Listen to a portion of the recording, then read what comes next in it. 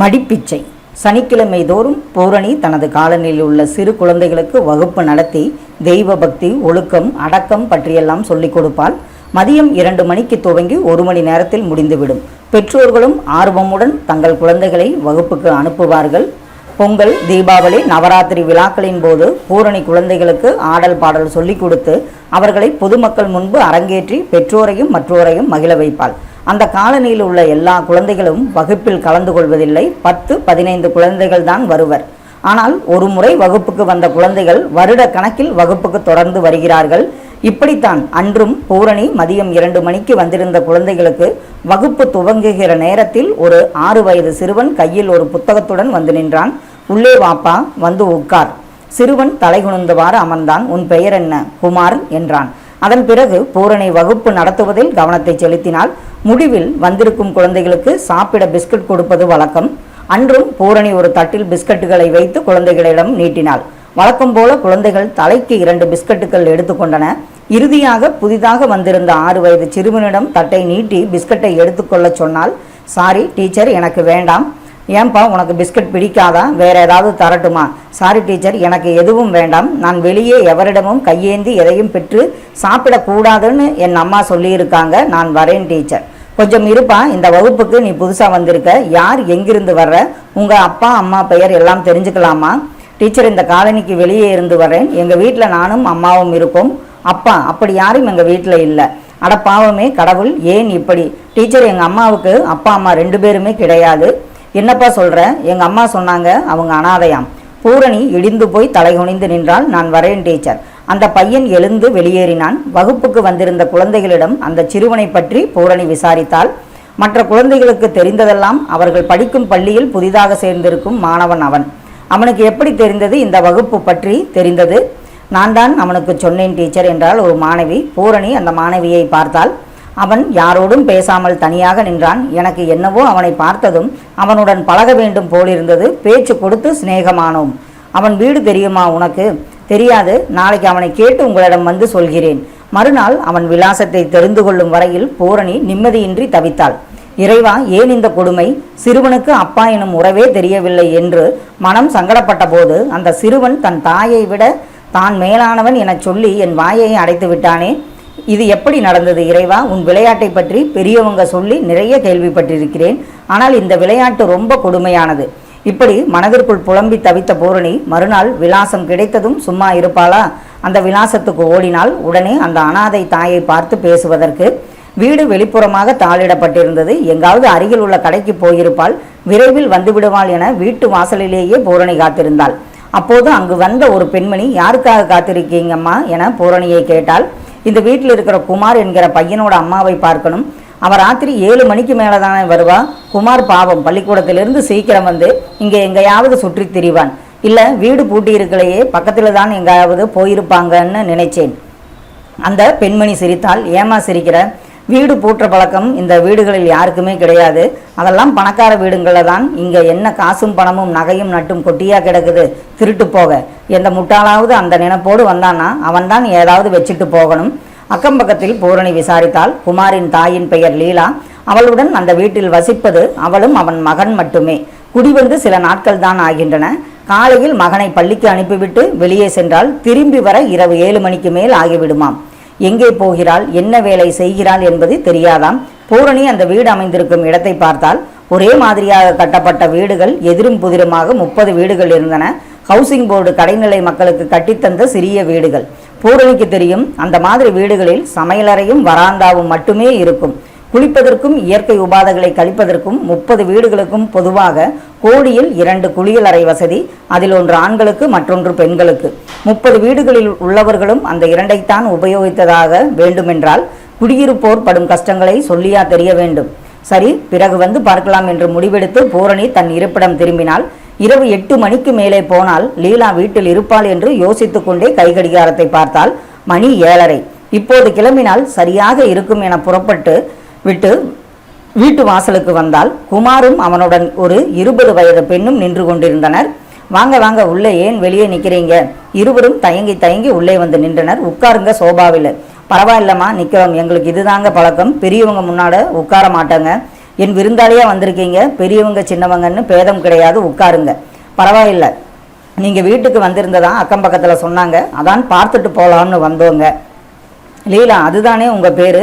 குமார் உங்கள் தம்பியா? இருவரும் தலை குனிந்து சிரித்தனர். ஏன் சிரிக்கிறீங்க? குமார் என் பிள்ளைங்க. பூரணி ஆச்சரியத்தில் எழுந்து நின்றால். என்ன சொல்கிறா? ஆமாம்மா, எனக்கு 14 வயது இருக்கும்போதே எனக்கு பிறந்தாங்க குமார். 14 வயதா? சின்ன பெண்ணாக இருக்கும்போதே கட்டி வச்சுட்டாங்களா? அட பாவமே.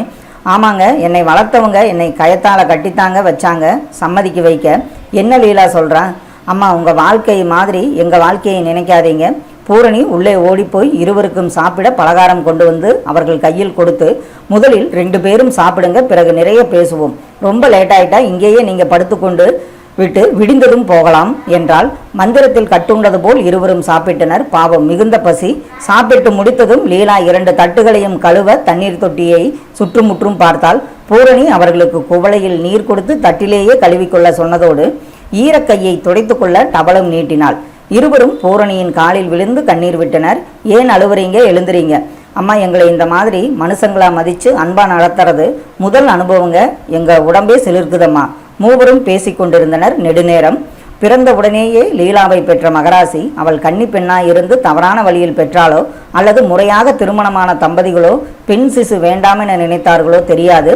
குப்பை தொட்டியில் அவளை வீசிவிட்டார்களாம். அந்த குழந்தையை குப்பை அகற்றுபவன் கண்டதும் போலீஸில் ஒப்படைத்து பிறகு அவர்கள் குழந்தையை அனாதை இல்லத்தில் ஒப்படைத்ததும் பழைய கதை. அந்த அனாதை இல்லத்தில் லீலா தான் வளர்ந்த கதையை விவரிக்கும் போது சிறுவன் குமார் தூங்கிவிட்டான். அந்த இல்லத்தின் காப்பாளர் தன்னை பற்றி தன் பிறப்பை பற்றி சொன்னதை தவிர லீலாவுக்கு வேறெந்த நபரிடமிருந்து எந்த தகவலும் இல்லை. இல்லத்தில் லீலாவுக்கு நல்லது கெட்டது 2ம் நடந்ததாம். பள்ளிக்கு அனுப்பி 7ஆம் வகுப்பு வரை படிக்க வைத்தார்களாம்.